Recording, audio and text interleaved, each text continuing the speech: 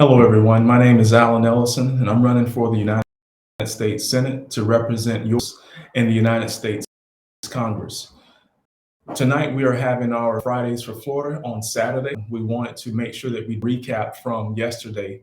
The topic of discussion was supposed to be equity and equality. And basically, I wanted to help people to understand like what these terms mean. We hear them all of the time, but we want to make sure that you understand what they mean. And we want to talk about how it looks for people who are placed at a disadvantage when it comes to equity and equality. Equality, each individual or group of people is given the same resources or opportunities. Equity recognizes that a person has different circumstances and allocates the exact resources and opportunities needed to reach an equal outcome. Now, we know in our society that things are not fair, and for the most part, people try to make everyone feel this is just a part of life. But it doesn't have to be just a part of life. We can have a fair and equitable society, one that looks out for those who have not, and put together policies where every is doing well and everyone has a seat at the table. After all, that is what democracy is supposed to be about. Dr. King, he had a dream about equity and equality. And I want to be one of those change agents to help that dream become a reality. And that means making sure that equal rights to vote. Everyone should have the right to vote. No one should be left out of the process.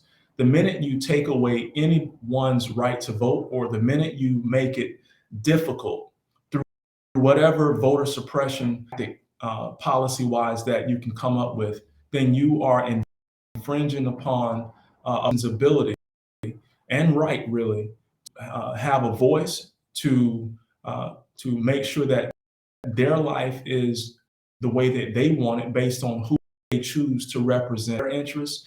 And it is un-American whenever you see taking place.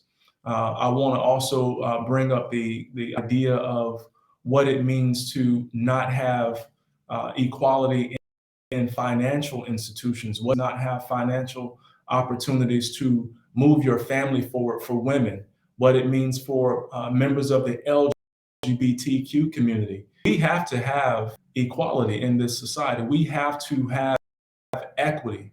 I remember a time when I was on my job for about 4 years. My debt income ratio was really good. I didn't have too much bills to pay. I think I had a rent, my rent $350. I had a cell phone bill, it was $16.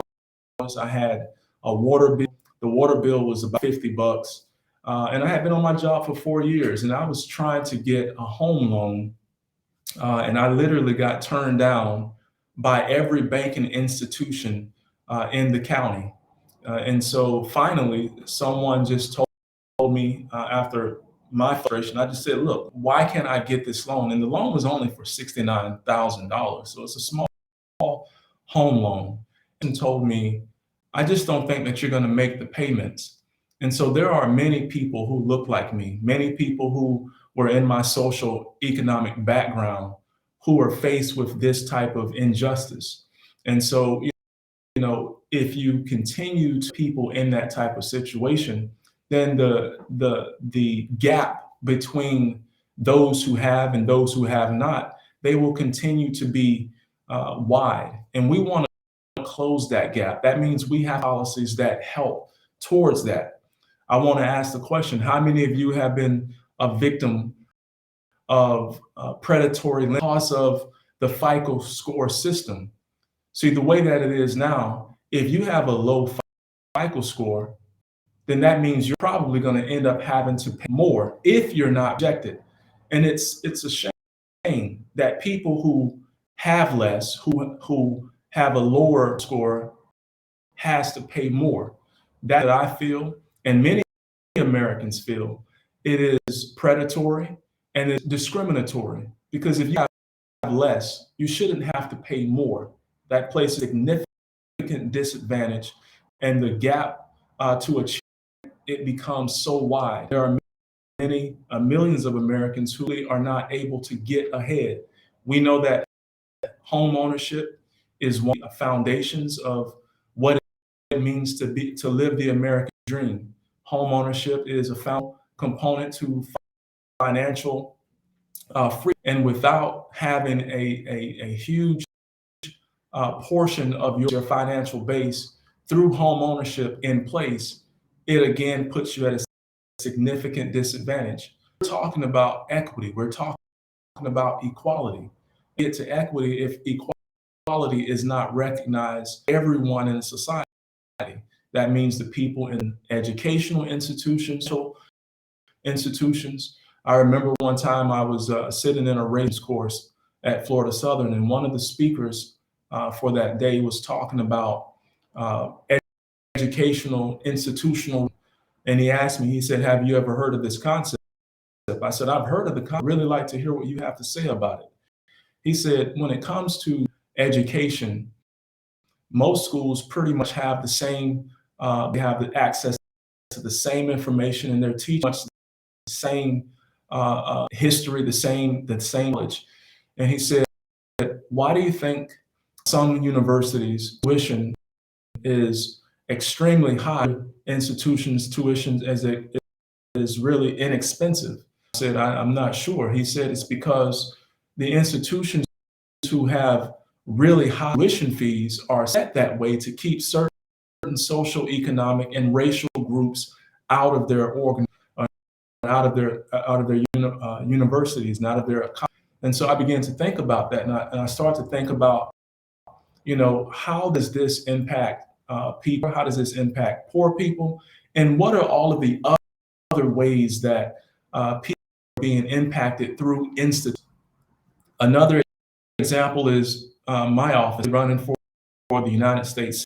And in the state of Florida, did you know that a federal candidate literally has to pay $10,000 in order to qualify to be on the ballot? Now, this isn't something that you see in every state. Some states have a fee like that, but Florida is one of those states where you have to pay 10,440 just to be on the ballot. Now, if you are a federal candidate, then your qualification is actually listed in the United States Constitution. You have to be of a certain age, you have to be a citizen of this country, and you have to have lived in the state where you're running, especially when it comes to the time you take. And so, to see that the state then places a financial burden on people, particularly it's going to affect poor people. Oftentimes, people of color are not going to be able to find the financial resources to get in office. And here's the thing: you need people who look like you need people who come from where you come from, and you need people who understand your plight to represent your interests. Because at the day, if a person doesn't know where you come from, doesn't understand who you are, what you face, what keeps you up at night, then chances are they're not going to fight for your interests. They're going to fight for the interests of those who look like them, come from where they come from, or who are paying the big dollar, usually what ends up happening. And so if we want to have an equitable society, then we must educate ourselves on all of the different ways that people are being taken advantage of through institutions. And in policymakers who care enough, we can write policy to change all of this and make it more fair, make it more equitable, and live up to the dream of Dr. King of having true equality in our society. Did you know that in 1963, the federal government passed the Equal Pay Act of 1960? The Equal Pay Act was designed to make it where if you are a woman, that you would be paid the same as a man, equal or substantially equal work. And since the law has been passed, we see women being paid less than men. So one of the things that I want to do to help close this gap is I want to write a policy that puts teeth into the bill.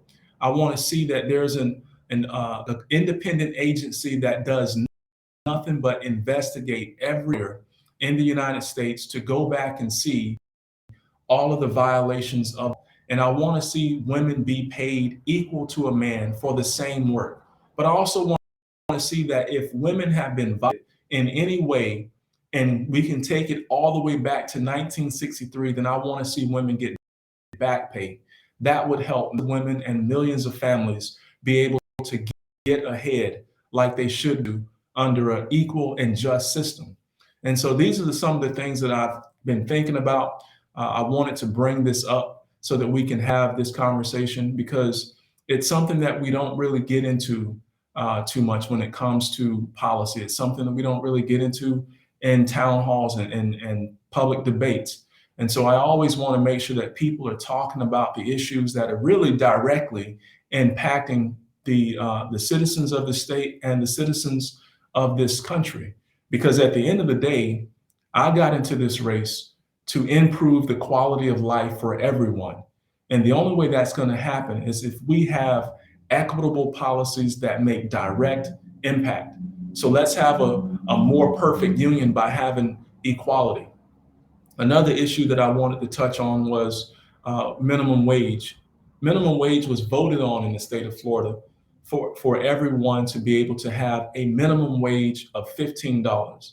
Now, this won't actually take place until a few years from now. It's going to incrementally go up, where the average worker will be able to get a minimum of $15 an hour. And so we have legislators in this state that have literally written policy that make it impossible for certain groups of our society and our state to be able to partake in the minimum wage increase. That is creating inequality. We want to make sure that we are writing policy that strengthens equality in our state, but also strengthen equality in our nation. It is the only thing that's going to improve the quality of life for everyone. And if you agree with what I'm saying, then please join this fight. Join this fight to have a more equitable state, a more equitable nation. Join this fight to move this movement forward. And you can do that at allenellison.com. Please make a contribution, because your contributions help us to reach further. Your contributions help us to get our message out and continue to educate those who need to be educated. When I look around this state and when I look around this country, I realize that it's broken down between those who have and those who have not. We can close that gap. We can close that gap through policy. We can close that gap through hard working. We can close that gap through education, but we all have to know what to do and play our part. We are building a nation of change agents. We are building a nation with people who are educated about the issues and educated about policy and how to affect change. And we're going to do that from here on out. That's why we have the Fridays for Florida town halls discussions around the issues that matter most to you. I want to thank you for taking the time to be here with me. Please visit us back here again next Friday for our Fridays for Florida discussion. And then follow me over on Twitter for our Power Hour Town Hall, where we get a chance to talk about the issues and answer any questions that you might have. Thank you so much. You have a wonderful evening.